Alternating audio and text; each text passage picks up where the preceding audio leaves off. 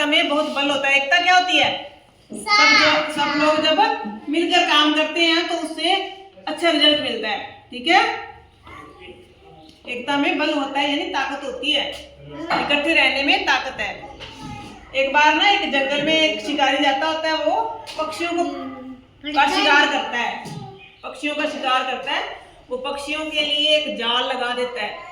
ये दिख रहा है ना, ये शिकारी है, इसके हाथ में जाल है, इसने पक्षियों का शिकार करना है, इसलिए एक जाल लगा देता है ताकि उसमें पक्षी फंस जाएं और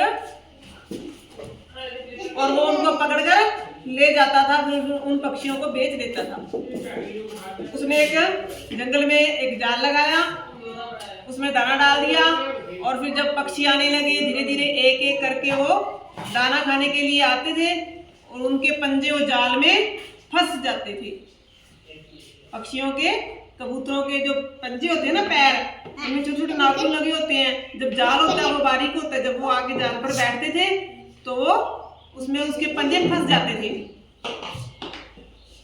तो क्या हो गया, वो पक्षी उसमें कैद हो गए, जाल में सारे पकड़े गए ना जाल में, उनके पंजे फंसने की वजह से। तो उन्होंने मतलब बहुत जोर लगाया, वो खुद एक एक करके जोर लगाते गए कि उड़ जाएं अपने, लेकिन उनसे उस जाल से नहीं निकला गया। फिर एक बूढ़ा सा कबूतर आया। जो बूढ़ा कबूतर होता है उसको अच्छी जानकारी होती है ना, है ना, सियाना होता है।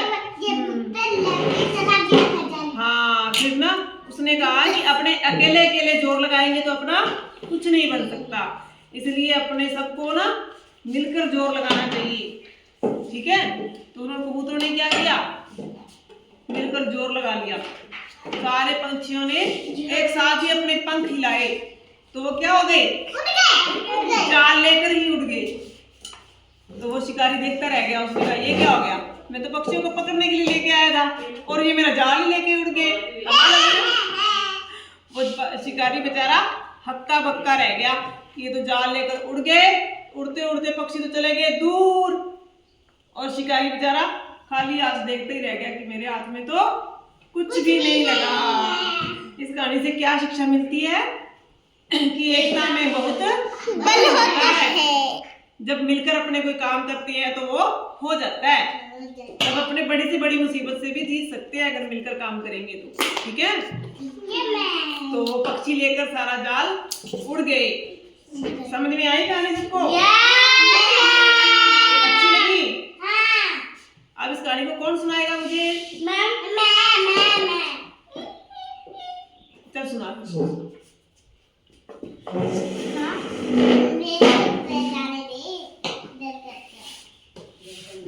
इसको देख के सुनाओगे?